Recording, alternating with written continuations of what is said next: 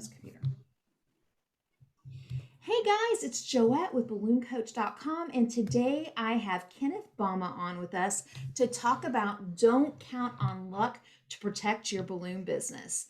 And basically, it's the top things for you to consider when you're insuring your balloon business. Kenneth has been in the industry quite a while. I'll let him introduce himself also. But I know we have several people on with us live today who've worked with Kenneth in the past for their insurance needs. And so I asked Kenneth to come on because he understands the balloon industry and has worked with many for quite a long time. So not saying that we're going to answer every single thing that you need on insurance, but we're going to start with the basis insurance that you get for like a home-based business. And then I will actually give a couple other tips of other things that you want to look at that might be outside of Kenneth's scope. And we will get right to it. And then in the future, if you have other questions about protecting your company, you can always email Kenneth at bombainsurance.com or send an email to me, Joette at BalloonCoach.com, and we'll be glad to get you in the right direction to help protect you and your business. So what I'm going to do is let Kenneth introduce himself and tell you a little bit about himself, but I wanted you guys to see where some of this information is coming from. And bombainsurance.com is his website. So if you're wanting to find out more about him or the areas that he serves, you can go right to that site. So Kenneth, tell us a little bit about yourself. How long have you been in the insurance industry? Okay, well, the family basically been in the insurance industry for over 60 years. That we moved to California in 1971. Excuse me.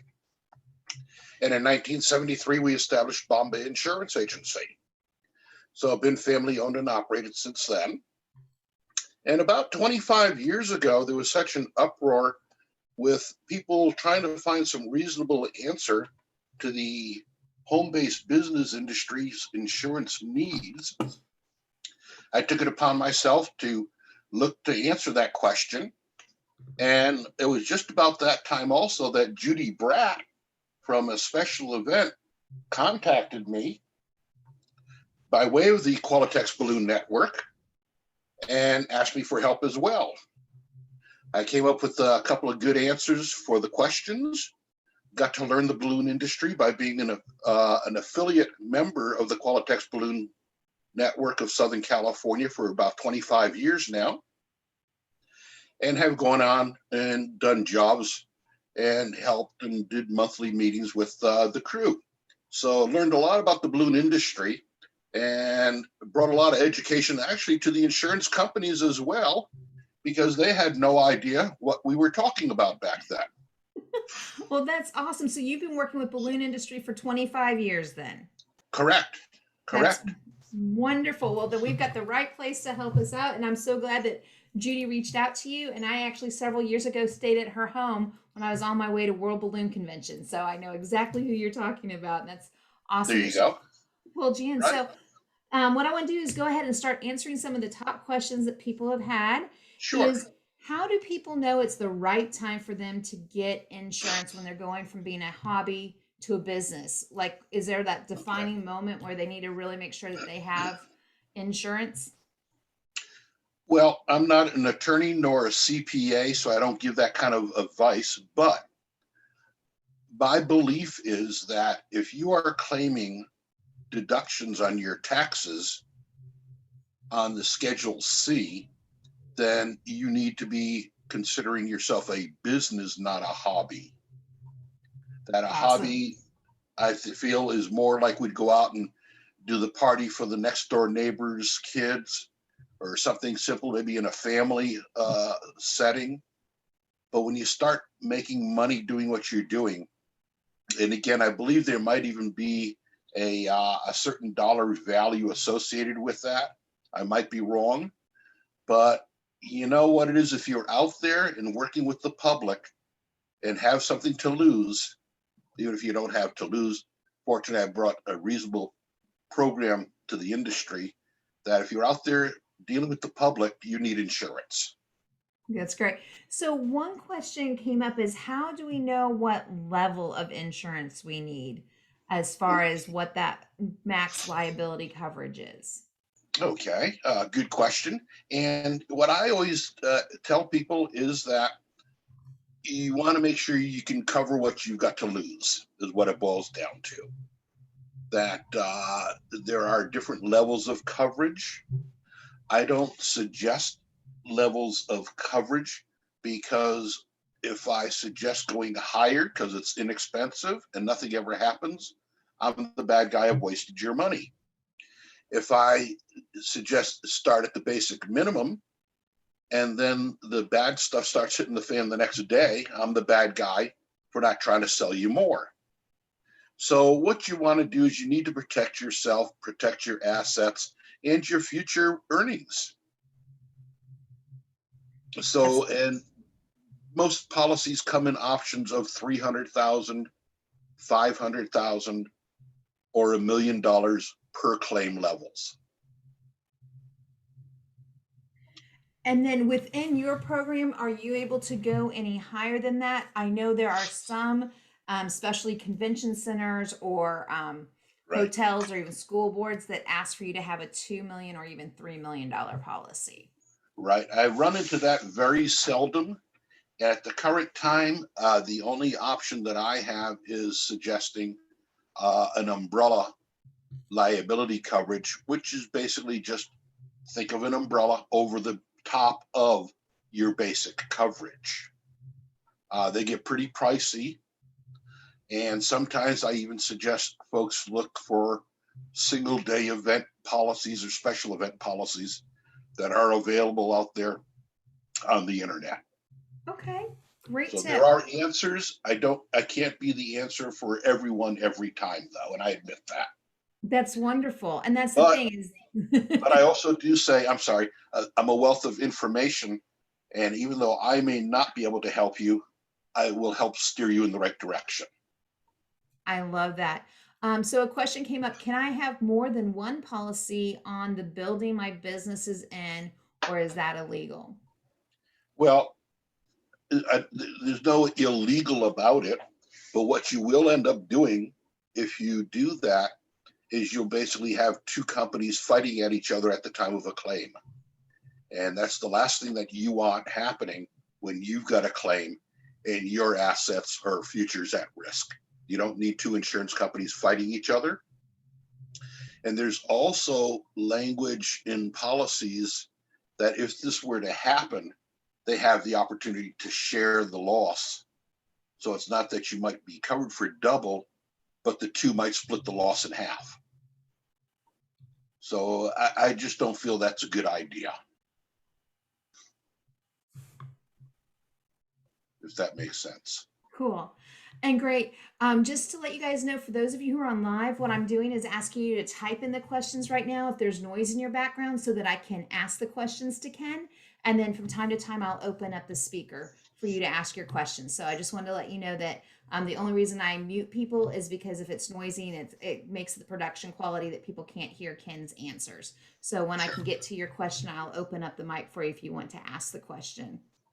Um, so another question that came up was how often should I review my insurance? Like if I get new equipment, like are there certain steps people need to take to make sure those pieces of equipment are covered? Yes. I always tell my people that communication is the key to keeping you insured properly. That special things come up, maybe special events in your family life or purchase of additional equipment.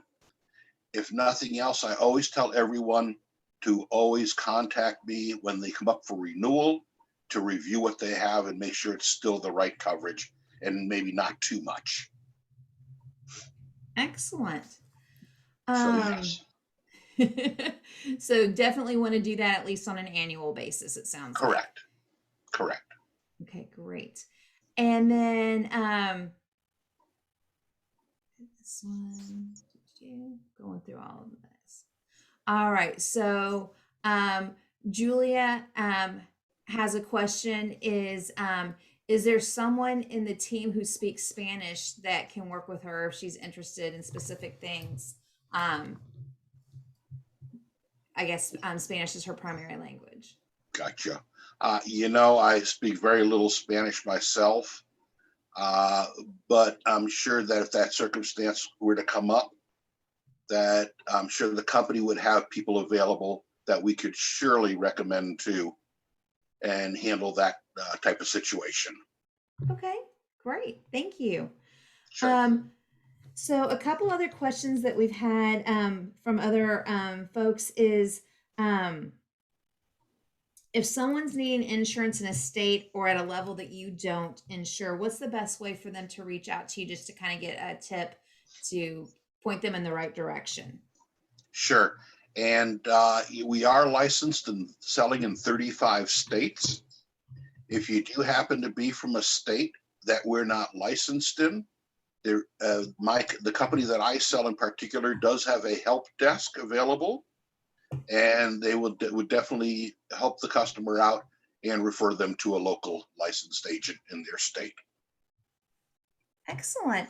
So the best way to get a hold of Ken is if you go to bombainsurance.com, and right here has his phone number and his email address. Right. Um, so I'm going to go ahead and I'm going to put these in the chat for you guys.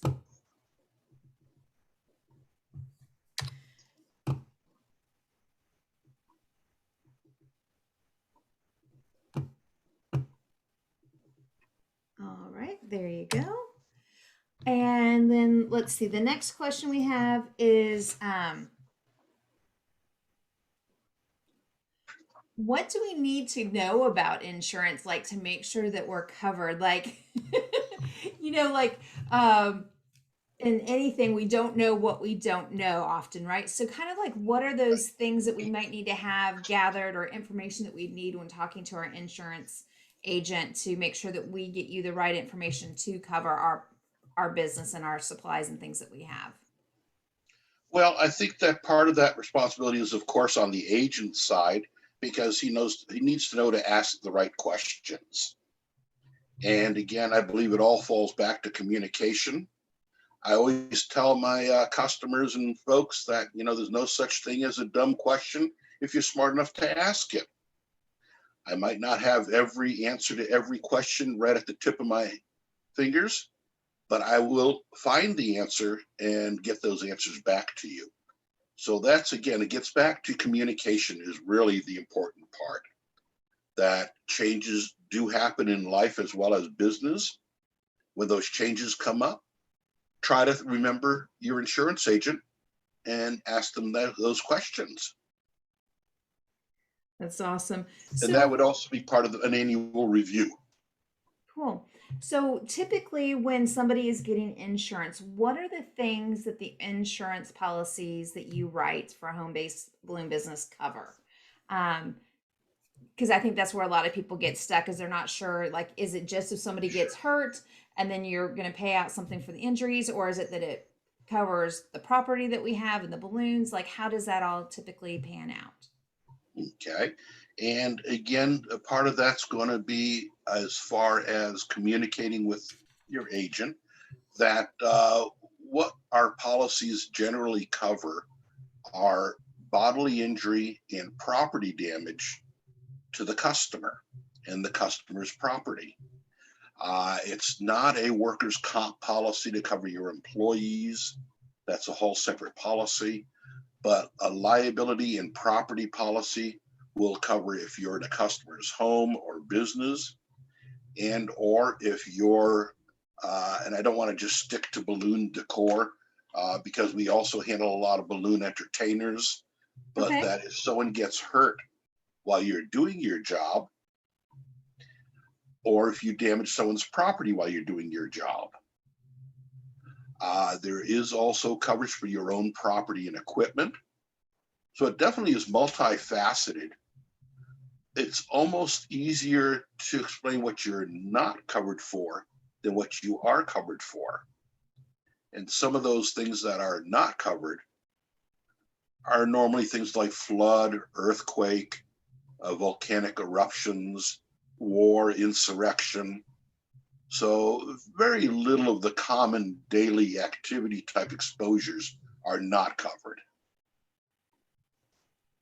In fact, an insurance policy will also cover the work you did after you're down the road onto the next job. So it's pretty comprehensive how it works. You set Okay. up a balloon arch somewhere and someone gets hurt a few days later after you're down the road, that work is still covered under a standard policy.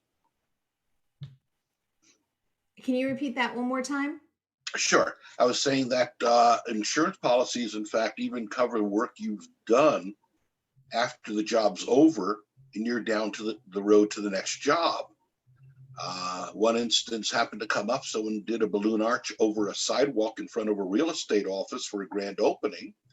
And the arch was there for several days and it started losing its lift.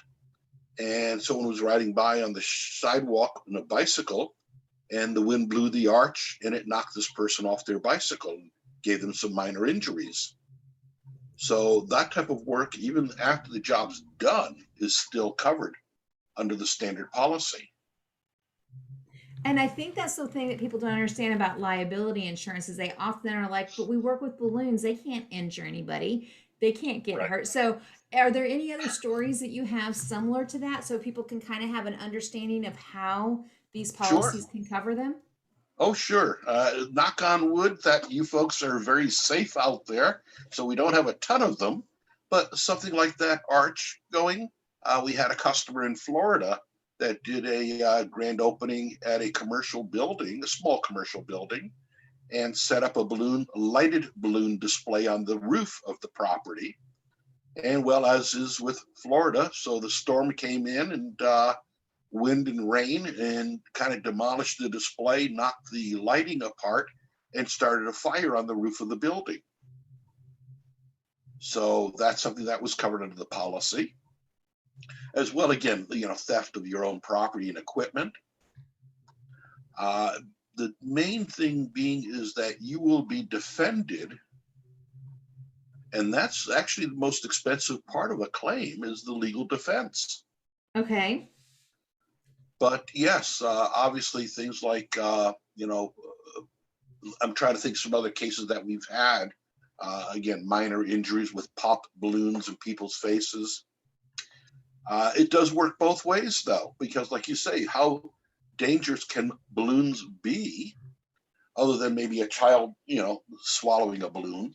But we had a situation locally here at a casino, New Year's Eve 2020. And actually, I take it back, it was New Year's Eve 2010. It wasn't just a couple of years ago. And that they had a balloon display above the gaming area with the big numbers in the grid. And somehow one of the numbers came loose, floated down, and bumped someone on the head that was sitting at one of the poker tables.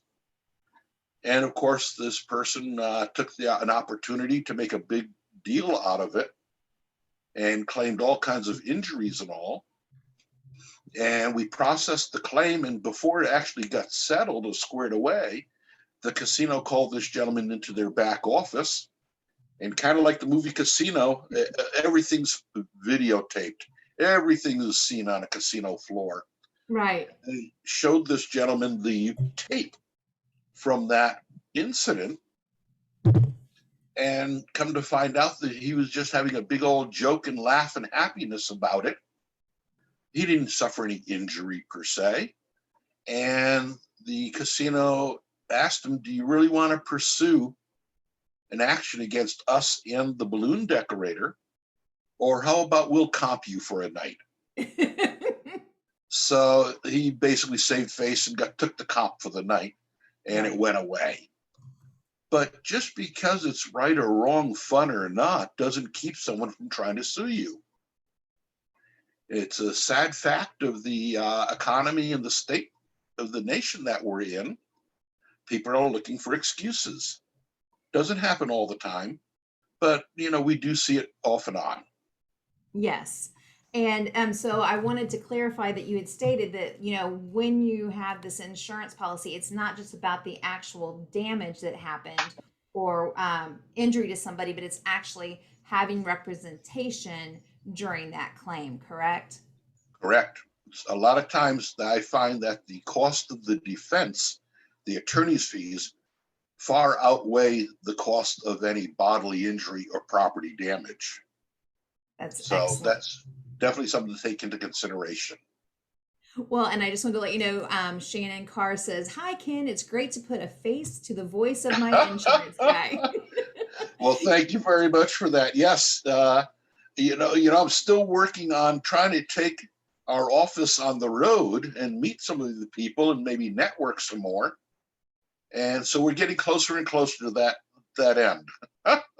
That's a great thing. Honestly, Ken, that would be a wonderful, like a Right? lunch and learn to do if you're going to go travel is, Exactly. stop by in different areas. And I know that the distributors would probably be glad to host that in some areas or, Correct. let you know a hotel near them. So that the people can come and ask you these questions. Cause I know this is kind of the Right. stuff that people are asking about often. Right. That would be great. So, Paul has a question. My entire Sure. business is based in a mobile workshop and a 20-foot box truck. What do you call the Okay. insurance that doesn't just cover my liability, but instead covers my equipment if there was a wreck? I know my auto insurance doesn't cover anything other than the replacement of the vehicle. That is correct. So again, the question really boils down to is that you are a mobile operation, as basically are most of the pretty much all the home-based balloon decorators that we do insure. Very little of your work is actually set up and displayed at home, but you're going out to do the job. So having that mobile office is fine, but theoretically, you still have a street address where your office would be considered, and that's what it would still be a home-based business. And there is coverage. Again, well, our policy does offer coverage for your business property and equipment, and that could be at home or away from home, being in transit or at a job site. So just making sure you have enough coverage is mostly important. So it's having that business property insurance as part of your policy. Correct. And it is part of ours. Cool. And Right. so then the question is, are there certain limits? Like, is there a point at which, like, and I know every policy is different, but like, is there a certain limit typically that you'll cover up to $10,000 of property, or it could be up to 100,000 or more in property that can be Sure. covered? Sure. Our policy starts with a minimum, starts with a minimum $5,000 of property coverage. And my primary company I sell allows up to an additional purchase to a maximum of $100,000. So you can have So $100,000 worth of property insured. correct. Correct. And so does that include things like the actual balloons that we use to make anything that's property, anything that's tangible and you can touch would be included under property? That is correct. Whatever your supply of balloons, your kits, uh, tanks, pumps, sizers, uh, your laptop, your cell phone that might be involved to the business. So if it's tied to the business, it can be insured under your business property coverage. That's great. So a couple of things that I know balloon professionals have experienced in the past, and they were glad that they had insurance, and then some people weren't sure what their policies covered. Is one example of somebody within their home, their the what's it called, fire suppression system. So like Right. pipe burst and everything got wet. Now is that considered a flood, or is a flood when water's outside and then comes into your home? Like, Good question. I thought about that when I mentioned the word flood previously. And no, as far as an insurance company is concerned, the exclusion for flood is tidal waves, tsunamis, surface waters, mudslides, broken water pipes, and water damage that way are not considered flood and are covered under the standard policy. awesome. And then obviously a fire to someone's home, that then their Correct. policy would be able to cover that property that they have, That correct? is correct. So one quick question I have for people in case they ever are in a situation where they have damage occur. My dad had a tornado hit his guest home many Right, years ago. And so I was the one that got to sit there with my husband and I on computers researching everything of like right, what was the cost of the item. And then like you had to have two different prices, like what would be the right. current replacement cost and what was like the mean or whatever. So one of the questions people ask is, when you are wanting to have things covered, what's the best way Right. to make sure everything's covered? Like, because, there's just so many things that we own that we don't even remember we bought. Like, is it that they need to keep all their receipts from what they had? Is it that they'll Right. have to research and see what the current replacement costs are? Like, how does that part of it work when they're actually going to file a claim? So they know Okay. what kind of information to keep in Sure. advance. Great question. And it used to be that there's nothing like a receipt to help verify a loss. However, in this day and age of technology, what I suggest to people is even if you don't have that digital camera, use your phone and pan around and show what you have. That way, you know what you have to lose. And especially so uh, uh, for your own understanding as well, because at the time of a claim, you're traumatized. Chances are you are not going to remember everything. But when you have a picture of it, all of a sudden the memories come back. Can't tell you how many times I've had customers with claims and did not have an inventory or adequate inventory and came back years after a settled claim and, oh, gee, I was looking for this and it probably disappeared with the rest of that other stuff. So, what I suggest, and I should start by also saying that our policy, for example, is written on replacement cost coverage. And what replacement cost coverage means is that we're going to buy you new for used as long as you're insured to value. Now, what insures the value means is you've got to have enough insurance to cover what you've got to lose. Right. We have people say, well, I don't take all my gear at one time, maybe only half of it. So I only want to insure half of it. And the answer comes back, well, that's fine. You're allowed that. But if you have a claim, you stated that you wanted to co-insure with the insurance company. If you insure half, they'll pay half. So these are things to keep an eye and ear open for. You want to make sure that you're current on your values and your inventories to make sure that you're covered properly. Again, Yeah. there's nothing like a picture. If in this day and age of technology, even to run an inventory on a computer program, pretty much so much is on the cloud that it's not like if you lose your computer or your laptop, that you're going to lose everything. Yeah. Backups, very important. Yes. And so when you guys start making these lists of the inventory that you have and the supplies that you have, instead of just saving it on your computer, I encourage you to put things to the cloud, so that you have things up there. So if your computer gets damaged or your phone or whatever, that you're able then to access it from anywhere and it's not just stored in one place. It could be damaged. And as a person who went through helping my father after a tornado, Exactly. it was Exactly. great because like the whole top of his house, it was a two-story house, the whole top of the house got ripped off and Right. disappeared. And then we had to be like, okay, so how many sheets were, I mean, like it was just really Exactly. bizarre. Exactly. Like we're like, okay, what furniture were in those three bedrooms upstairs? It was really wild, especially because it was a guest home. It wasn't one that we like stayed in on a daily basis, that Right. you really kind of forget what you put there. So Right. I encourage people to keep those itemized lists up Oh, front of everything that you have. And it also helps you when you're pricing for profit to remember, like, oh, I've spent a lot of money on all this yes. equipment to run Yes. my business. I do need to raise my prices. So, guys, if you have other questions that we haven't answered yet, type them into the chat or you can open up your microphone to ask them. Because I want to make sure that while we have this wonderful, vast knowledge here from Ken, that you guys Thank are you. able to ask him questions because so many times we don't know what we don't know. And he has seen a lot over the last 25 years working with the balloon industry. Um, So while I wait to see other questions come in, I know that you don't handle vehicle insurance personally, correct? That is correct.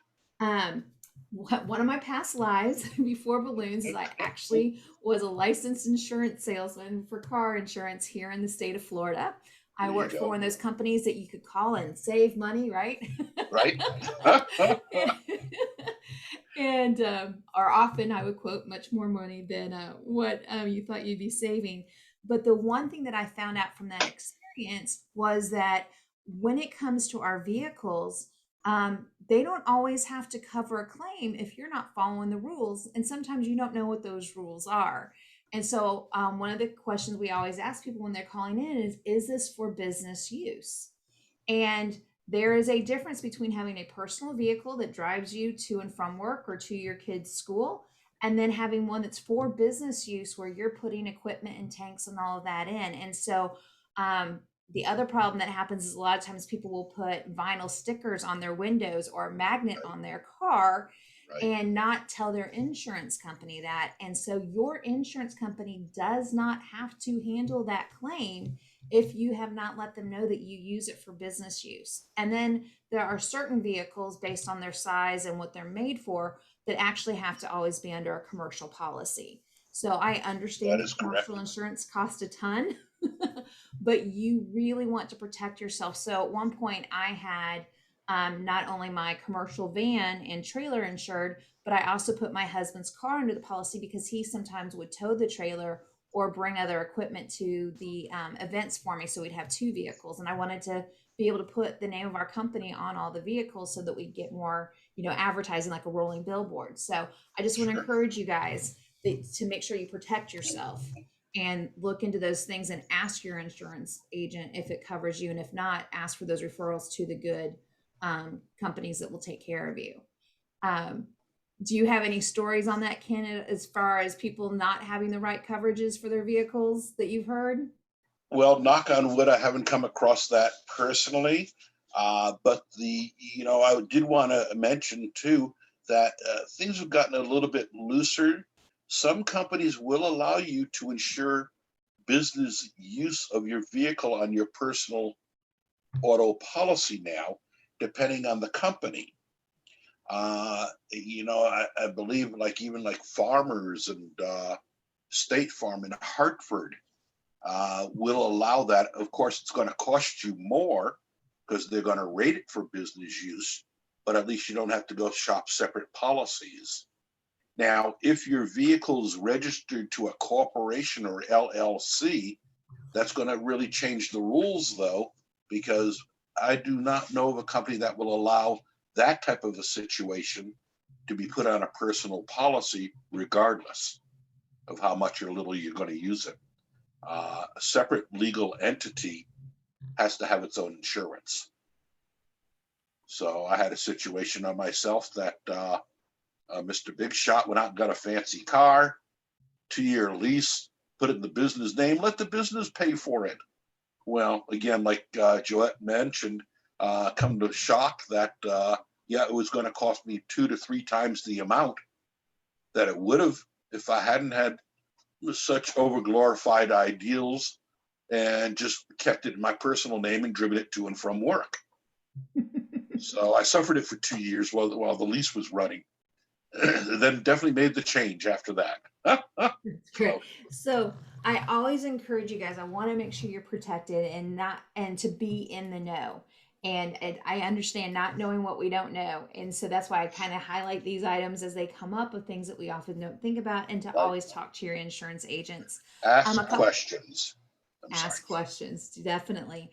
So a question's coming up: is the coverage availability for the location of the business, or is it for the location of the claim? I live where they do business in multiple states because they're like on the corner or something. So they work in Hmm. multiple states. How does that sometimes get affected? Understand. And again, now I can only speak for my policy, the policy that I sell, but I believe most policies follow the same format. That if you're a home-based business, your property is going to be rated a premium charged according to theoretically your home zip code, city, state. And if you go across lines, that's okay, because coverage for, in the most part, is for your property at home, going to or from a job, or at the job. The one thing you want to be careful of as far as for your property and equipment, for example, might be if you've got a warehouse where you're storing some stuff, that you need to make provisions for that. Quite a few people will say, well, that's okay. The storage facility sold me a policy to cover my stuff. Excuse me. But you want to read the fine print, because a lot of times what they're doing is they're covering you for by the pound. So it might be like, and again, I don't want to just throw silly stuff out, but they might be covering you for $2 a pound. And think of how many balloons it takes to make a pound, and you'll end up with a couple of dollars. So you'll end up with pennies on the dollar.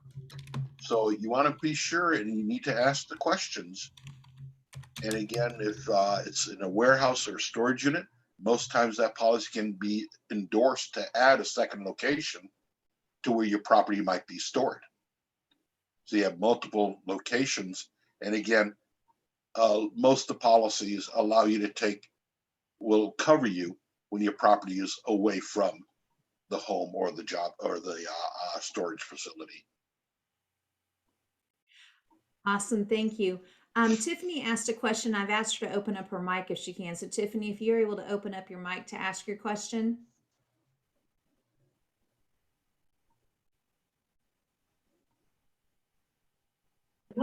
Hey, Joette. Hi, Ken. Hello? Can you hear me? Yes. Yes. Okay. Hey, Ken, how are you? Okay, and yourself today? Good, good. Hey, I wanted to ask about the scenarios you mentioned earlier, Okay. about the bicycle rider, Right. and the arch. Can Yes. you tell me, like, for those commercial businesses, like you've issued several riders for me. Right. Would you have to have a rider for that claim to be able to be filed if somebody gets hurt? No. Okay. And I should say not normally. Okay. Our policy varies a little from some of the others. Thank you, state of Florida. Thank you, the cruise ship industry, that we also came across another niche, whereas the people that were entertaining on cruise ships realized their policies didn't cover them in international waters. Okay. But the fact is that, and I speak for our policy, the liability coverage is worldwide. I've got several large balloon people that actually even teach balloon decor, balloon twisting.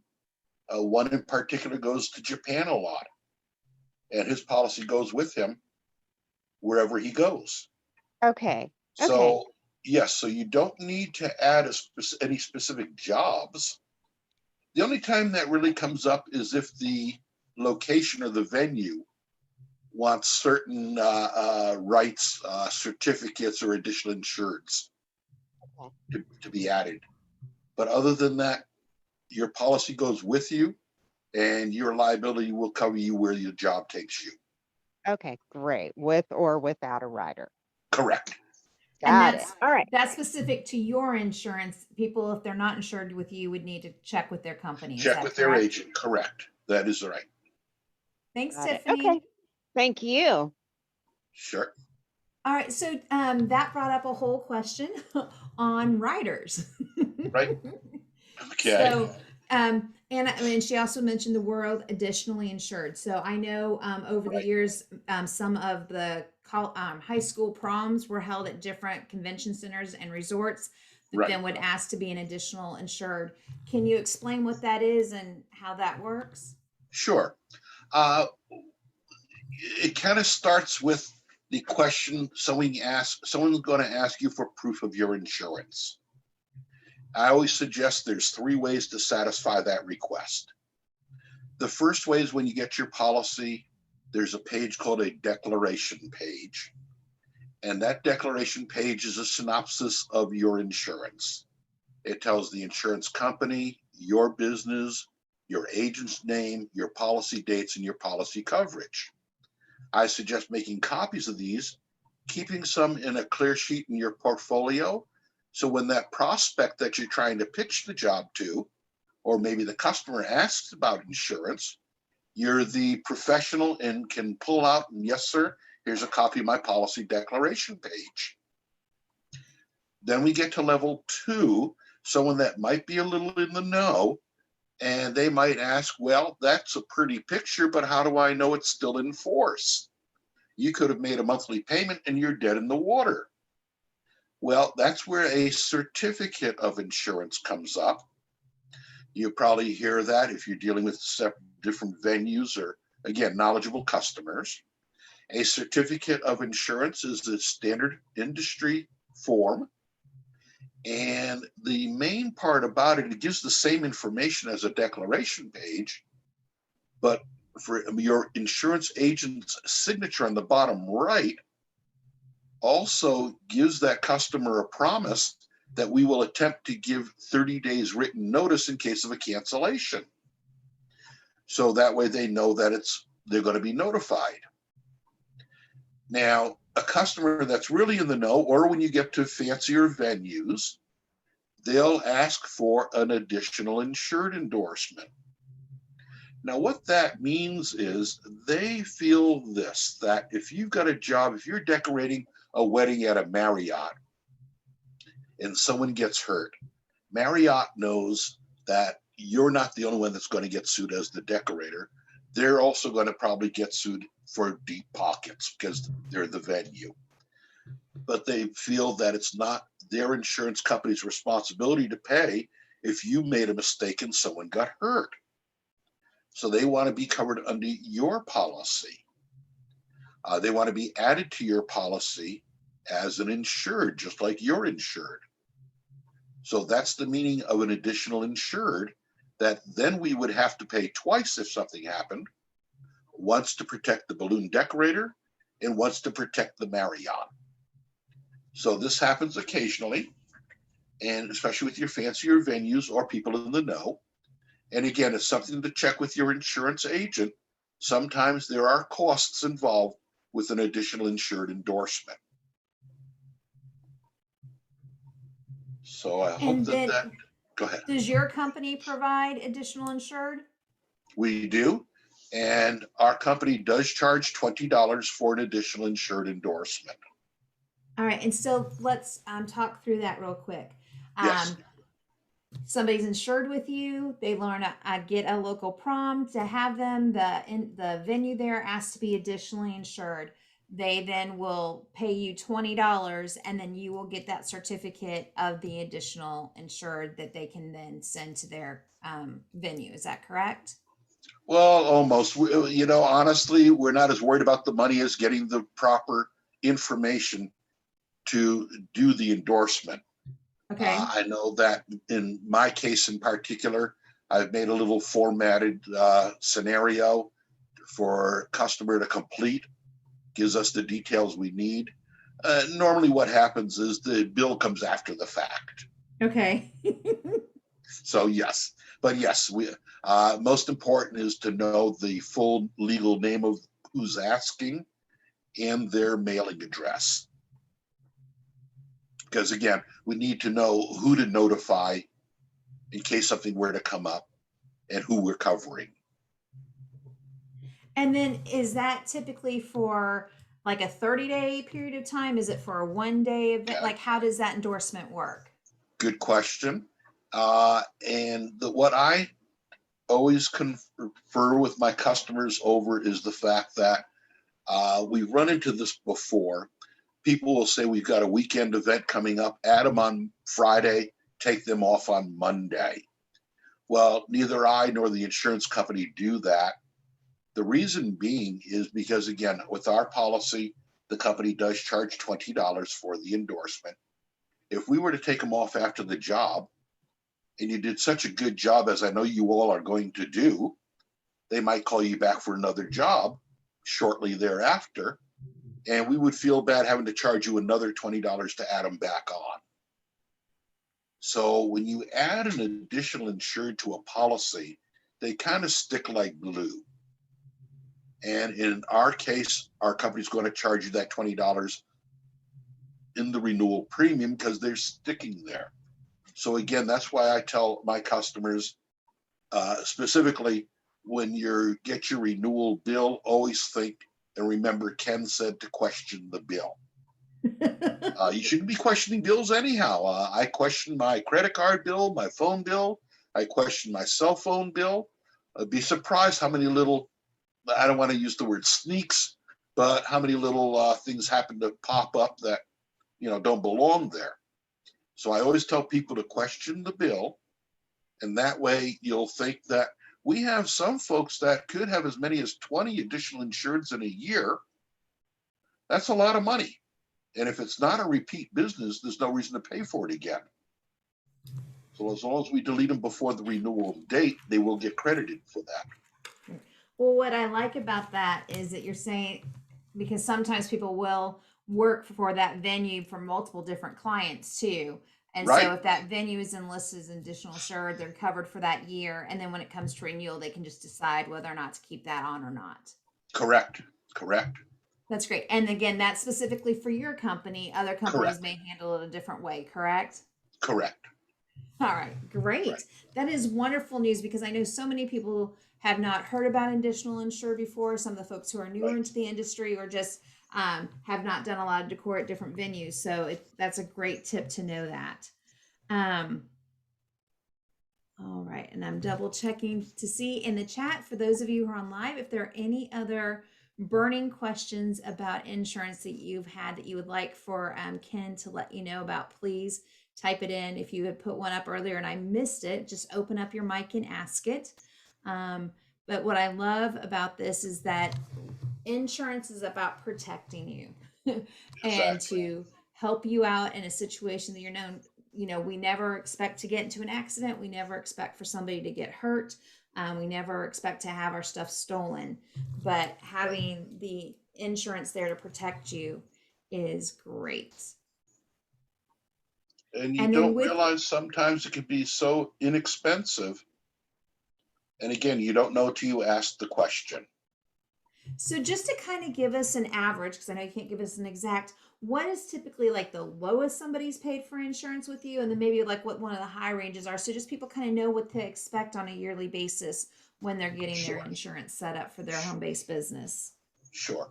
Well, our policies, our smallest, well, I shouldn't say smallest, but our least expensive policy would also include balloon artists and decorators and can be had for $151 a year. Wow. Now we do normally charge a broker fee the first year for the extra work of setting up a new policy. And what we do though is we're very courteous. And for example, if someone were to call from this seminar here, all they have to do is mention that, and we definitely would give them a discount on that fee. Awesome. And what is the broker fee? Normally it's $75. Okay. Which Not again, bad it's a at all. one-time charge. But again, we'd be more than happy to knock off $25 and do a $50 one-time fee. Wonderful. Thank you for that discount. That's wonderful. Sure. Oh. Well, hey, it helps, and networking works. It does. And I'm going to tell you, as soon as I posted about you speaking, several of our Balloon Boss Mastermind members had talked about how they love you and the coverages that you've given them over the years. One thing I wanted to clarify is I know you primarily cover home-based businesses. Are there some areas where you're able to also insure people who actually have a retail store or work out of a warehouse space outside of their home? It's going to vary. Each situation is going to be a little differently. I do have companies and policies available for storefront operations or for warehouse operations, depending on the business. The pricing there, though, varies greatly, depending Right, again. because each It's a much situation. higher risk. Correct, correct. Well, the fact, I don't know, the risk itself is not necessarily much higher because balloon decorating is balloon decorating. But again, yes, the location could be a higher risk exposure, and what you're actually doing there can also, if it's beyond just balloon decorations. Right, because if you've got a retail store and there are Ex- customers coming into your store every day and you've got a Exactly, high volume of stock, you've got more things to insure and to cover. exactly. But great. So even if they do have a retail store or a warehouse, they can feel free to reach out to you to see if it's an area that you'd be able to give Sure coverage, can, correct? sure can. Excellent. Yes. And then Tiffany is suggesting that you might want to consider coming to Balloon Boss Summit in Orlando or to other conventions in the industry Right. to have a booth someday to Well, let people we know what have you done offer. that in the past, and we're looking forward to getting back in that, doing that again. All right. Well, just to let you know, if you're interested in Orlando, November 6th through the 10th is Balloon Boss Summit. So that's Okay. the event that I put on every year. Okay, so I'm sure you'll send me something Yep, on that, I will. please. Thank you. Great. Great tip, Tiffany. All right. So, guys, one last shout out for those of you who are on. I would like to make sure um, that you put the information in. And again, it's not that he does insure retail businesses, but he just is a specific type of insurance that you need to cover you within a retail space Right. and where you're located. So that's just something to be aware of. Um, and then the other thing I wanted to let people know is there's a whole nother level of insurance, and that's called workers' comp. And Right. workers' comp varies on where you live and what kind of business you have set up. Kenneth, do you guys cover any type of workers' comp at all, or is that totally out of a different company typically? Well, it is a different insurance company. We do handle workers' compensation occasionally. A lot of times we seem to we refer to your state's work comp fund, which usually makes it is far more competitive than an insurance company. So like each state has a state workers' compensation fund, and it's just a state basically insurance company. But we do handle workers' comp, and again, that's for injuries suffered by employees and or casual labor while they're working for you. And just so you guys know, when you think, oh, people will never get hurt while they're on the job with me, I know several people in the balloon industry who had Famous really last large words. worker comp claims. Um, Famous last words. Sorry. yes. Not me. Right. Right, right. And it is, the balloon industry, it is all fun and games until maybe your next door neighbor that's helping you gets hurt, breaks a leg, can't go to his regular job and can't make his mortgage payment. And then it's not going to be any fun and games anymore. So you might not have a big exposure, but any exposure can do financial disaster to you. So, just a reminder, if you are on this call and you don't have insurance currently or you're looking into other options, I encourage you to go to bombainsurance.com. And like I said, I just really enjoy that Kenneth has been a part of the balloon industry for 25 years and understands it. I can't tell you how many times people in our Balloon Boss Mastermind program or at Summit or on my tours have come up to me and said, Joette, I tried to get insurance, but they don't understand what I do.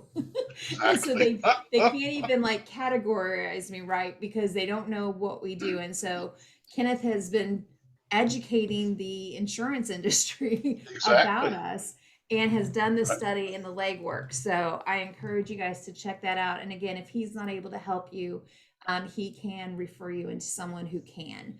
Most So I definitely. wanted to make sure you guys are aware of that, that as he said, he's willing to, refer you out when you're not the right fit and to point you in the right direction.